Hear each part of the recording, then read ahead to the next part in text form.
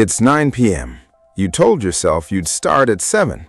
The deadline is real. The time is there. Nothing is physically stopping you. And yet somehow you're 30 minutes deep into a video about someone renovating a van you'll never own.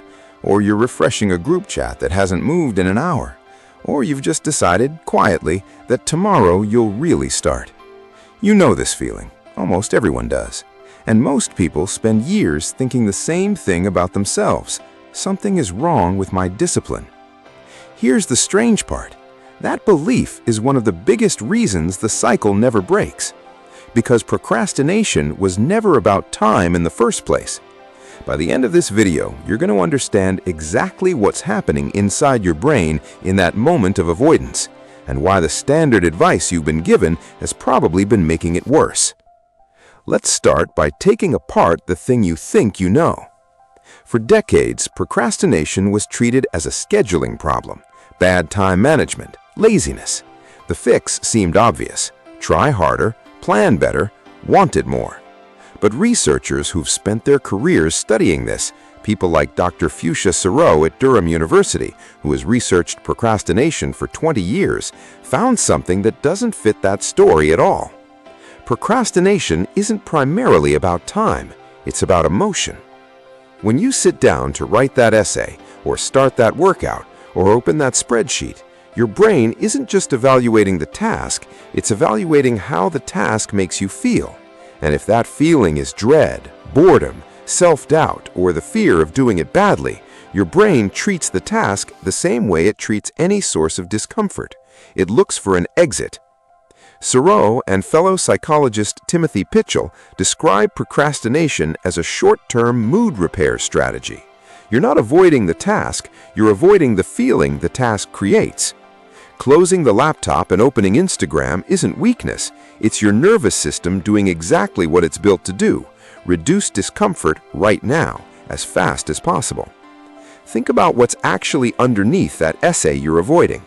It's rarely the writing itself. It's the fear that what you produce won't be good enough. It's the anxiety of being judged. It's the sheer size of a blank page with no clear entry point. Perfectionism doesn't make people finish things faster. Research consistently links it to more procrastination, not less, because the bar feels too high to even approach. So if procrastination is emotional, why does it feel so automatic? Why does your hand reach for your phone before you've even decided to? This is where it gets interesting. Your brain is constantly running a hidden calculation, comparing rewards, and it has a strong, well-documented bias towards rewards that arrive now over rewards that arrive later, even when the later reward is objectively bigger. Economists and psychologists call this present bias, and it shows up everywhere, from spending decisions to health choices, and yes, sitting down to work. 2 hours of focused studying pays off in an exam grade weeks from now. A funny video pays off in about 4 seconds. Your brain doesn't naturally weigh those fairly. The dopamine system, the network that helps you anticipate reward, responds strongly to a fast, certain payoff than a slow, uncertain one. It's not that your brain is broken, it's that your brain evolved for a world where waiting was risky and immediate resources mattered. It's using an old survival calculation on a modern problem it was never designed for. That's the visible mechanism. But here's what most people never realize. The biggest driver of procrastination is often not the task itself, it's what surrounds it. Consider decision fatigue. Every choice you make throughout the day draws on the same limited mental resource. By the time you finally sit down to do the important thing, you may have already spent that resource on 50 smaller decisions: what to eat, what to wear, which email to answer first.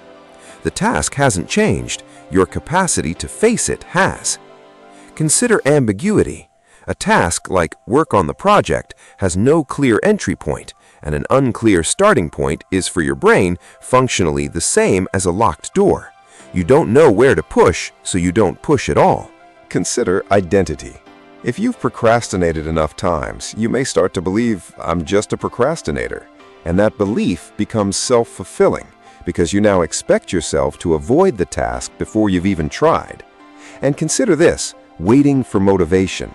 Most people assume motivation comes first and action follows, but psychologists who study behavior change have found the relationship usually runs the other way.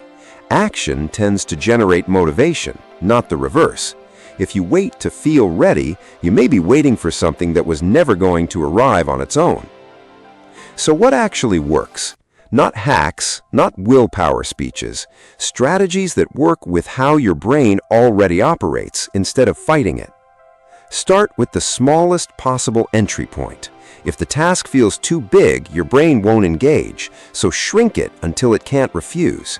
Not write the report, just open the document. Not go to the gym, just put on your shoes. This works because it removes the emotional weight of the full task and replaces it with something almost too small to resist. Once you've started, momentum tends to carry you further than you expected.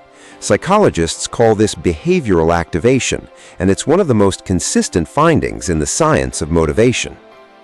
Next, design your environment instead of relying on willpower. Willpower is inconsistent and depletes throughout the day. Your environment doesn't get tired. If your phone is in another room, you don't have to resist it. You simply can't reach it as easily. Website blockers work the same way.